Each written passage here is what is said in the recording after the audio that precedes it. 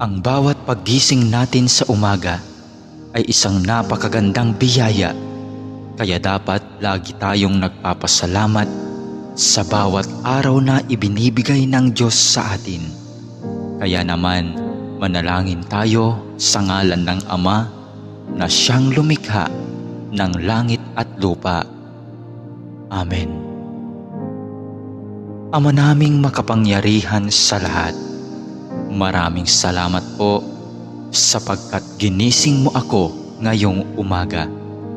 Isang bagong araw na naman ang aking haharapin. At dahil dito, lubos-lubos ang aking pasasalamat.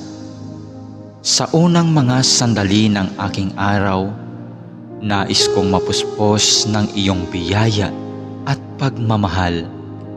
Kaya narito ako upang makapiling